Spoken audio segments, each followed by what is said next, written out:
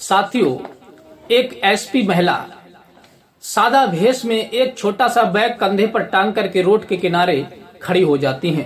तभी वहां पर एक सफेद कलर की गाड़ी आकर के रुकती है और उस गाड़ी में से दो व्यक्ति नीचे उतरते हैं। और जब नीचे उतर करके उस मैडम के पास जाते हैं तो कहते हैं कि मैडम, आपको मेरे साथ चलना होगा, आप एक नाइट का कितना लेती हैं? मैडम कहती हैं कि मैं एक नाइट का 5,000 रुपए लेती हूँ और तुम्हें मुझे कहाँ ले जाना है? तब वो कहते हैं कि तुम्हें हम अपने आवास पर लेकर के चलेंगे। मैडम कहती हैं ठीक है। इधर मैडम ने अपने कपड़ों में कैमरे लगा रखे थे जो काफी कवरेज कर रहे थे, उन सभी की कवरेज कर रहे थे और उधर पुलिस विभाग ऑफिस में बैठकर वो सारी हकीकत वहां देख रहे थे। इधर मैडम को लेकर के वो लोग अपने कमरे पर पहुंचते हैं और फिर वहां मैडम के साथ वो लोग क्या करते हैं और मैडम उनके साथ क्या करती हैं, पूरी सच्चाई इस वीडियो के माध्यम से जानने का प्रयास करेंगे। नमस्कार, प्रणाम, मैं हूं रितेश कुमार। दरअसल आज की जो सच्ची घटना मैं आपको सुनाने के लिए जा रहा हूं, ये सच्ची घटना मुंबई की है। मुंबई में एक रश्मि गौड़ नाम की एसएसपी नई तैनात हुई थी। तभी उनके पास कई डाक के द्वारा कई एप्लीकेशन आ जाती हैं और उस एप्लीकेशन में लिखा था कि रास्ते में लड़कियों के लिए कुछ लोग हैं जो अगवा करके ले जाते हैं, फिर उनको काफी खोजा जाता है लेकिन उनका कोई भी पता नहीं चलता। इस प्रकार से उनके पास एक नहीं 10-20 पत्र आ चुके थे। तब उनके दिमाग में आया कि जरूर यहाँ पर कुछ भ्रष्टाचार हो रहा है और मुझे देखना चाहिए। तभी वो अपनी टीम के लिए सतर्क करती हैं कि इस रोड पर जरा नजर बना करके रखो कि यहाँ से लड़कियों को किडनैप किया जाता है, आखिर वो कहाँ के लोग हैं और कहाँ लेकर के जाते हैं।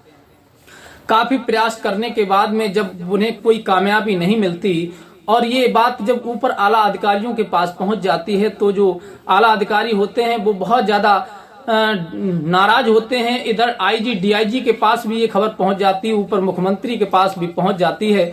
लेकिन वो लोग बार बार फोन करके एसएसपी को कहते हैं कि मैडम जी, आप अपनी एरिया की नहीं संभाल पा रही हैं, फिर क्या संभाल पाएंगी? अरे आपके ही एरिया में ऐसे क्राइम हो रहे हैं कि चलती फिरती लड़कियों के लिए अगवा किया जा रहा है और उनके साथ शोषण हो रहा है और फिर वो लड़कियां कभी ढूंढे से नहीं मिलती। आखिर इन लड़कियों की तस्करी हो रही है या फिर इनके साथ कोई और धंधा हो रहा है? ये पूरी इंक्वायरी निकाल करके हमें रिपोर्ट चाहिए। अब मैडम जब ऊपर से फोन आता है तो फिर उनका दिमाग चकरा जाता है। वो सोचती हैं कि ऐसे मुझे इस केस की कोई विवेचना नहीं कर मिलेगी। तभी वो मैडम एक कॉल गर्ल बन जाती है, यानी वेश्या बन करके जहां से लड़कियों को उठाया जाता था, जहां ज्यादा भीड़ भाड़ रहती थी, लोग हमेशा वहां पर टहलते रहते थे, वहीं पर एक छोटा सा बैग अपने कंधे पर टांग लेती हैं और सेक्सी मॉडल टॉप में जाकर के वहां खड़ी हो जाती हैं। उसी बीच कुछ देर के बाद में एक सफेद कलर की गाड़ी आकर के वहां रुकती है। उस गाड़ी में से दो लड़के नीचे उतरते हैं और वो लड़के उन मैडम से कहते हैं कि मैडम जी, आप मेरे साथ चलेंगी क्या? तब वो मैडम कहती हैं कि हमें कहाँ चलना है, आप बताइए।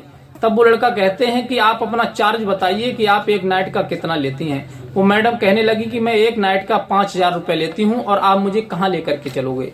वो लड़के कहते हैं कि हम तुम्हें अपने स्थान पर लेकर चलेंगे, हम आपके स्थान पर नहीं जाएंगे। तब वो कहती हैं ठीक है, आप हमें अपने स्थान पर लेकर के चलिएगा, लेकिन आपकी जानकारी के लिए मैं बता दूं कि उन मैडम ने जो कपड़े पहने हुए थे उनमें छोटे छोटे कैमरे लगा रखे थे जो बटन की जगह पर लगाए जाते हैं और अपनी जो पुलिस विभाग की जो टीम थी उन सभी को अपने पीछे लगा दिया था कि इस कैमरे से आपको जो भी वीडियो दिखाई दे उसे रिकॉर्ड करते रहना और लोकेशन हम आपको ट्रेस्ट करते रहेंगे, बस हमारा पीछा करते रहना कि हम देखेंगे कि ये लोग कहाँ ले जाते हैं लड़कियों को और फिर कैसे सप्लाई करते हैं। इधर तो वो मैडम उन सभी की वीडियो बना ही रही थी, उनके जो कॉलर में कैमरा लगा हुआ था और वो मैडम कहती हैं कि ठीक है, आप हमें 5,000 रुपए दीजिए, आप जहां चाहो वहां ले चल सकते हो। वो लड़के मान जाते हैं लेकिन कहते हैं कि मैडम जी, आपको हम सुबह इसी जगह पर छोड़ देंगे, आप हमारे साथ चलिए और हम आपका पेमेंट भी कर देंगे। मैडम इस बात को एग्री हो जाती हैं, राजी हो जाती हैं। फिर उन्हीं की गाड़ी में बैठ करके वो मैडम चली जाती हैं। इधर वो लड़के उन मैडम को लेकर के अपने रूम पर पहुंचते हैं और मैडम को वहीं बिठा देते हैं और कहते हैं कि मैडम जी, आप क्या लेंगी? ठंडा, पानी, चाय, जो भी आप लेना चाहती हैं बता दीजिए। मैडम कहती है नहीं, कुछ नहीं चाहिए, केवल पानी चाहिए। वो लड़का उस पानी में कुछ जहरीली दवाई मिला करके लाया था बेहोश करने वाली मैडम को पिलाने के लिए, लेकिन मैडम ने जैसे ही उस गिलास को उठाया तो उसमें उन्हें उस दवाई की स्मेल आनी शुरू हो गई।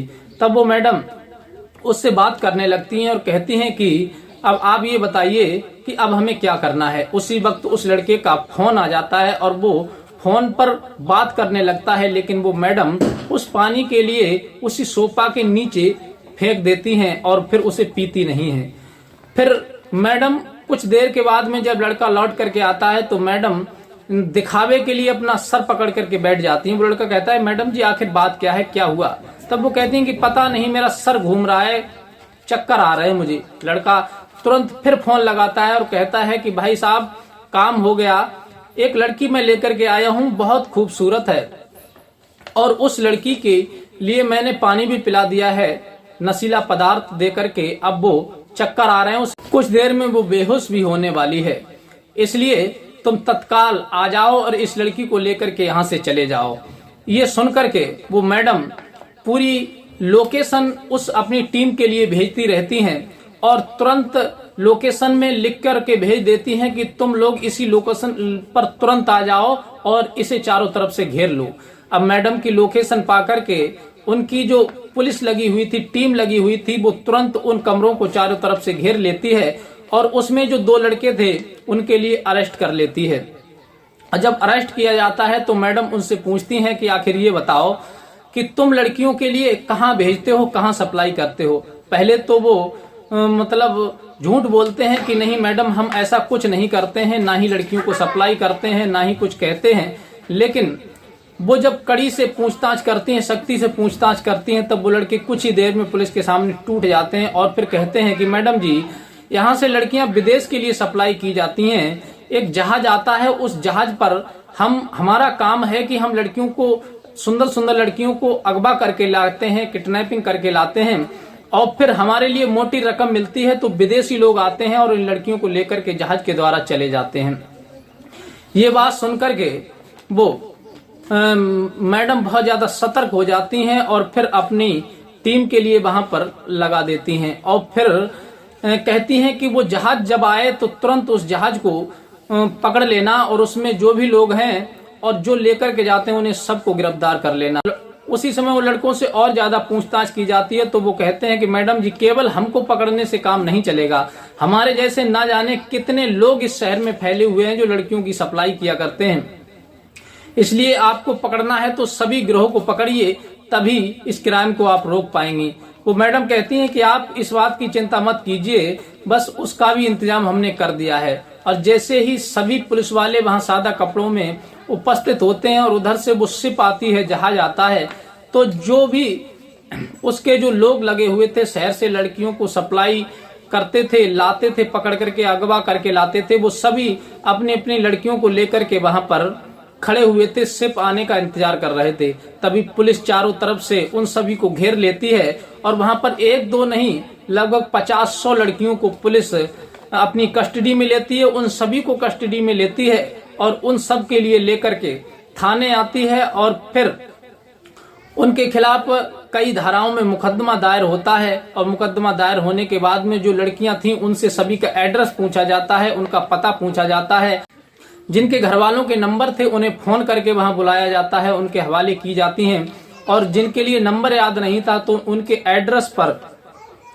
रश्मि गौड़ एसएसपी जो होती हैं वो लड़कियों को पहुंचा देती हैं अच्छी तरह से और उन सभी के लिए जेल के लिए भेज देती हैं। तो साथियों, इन रश्मि गौड़ ने कैसा काम किया है, क्या इनके कार्य से आप प्रसन्न हैं?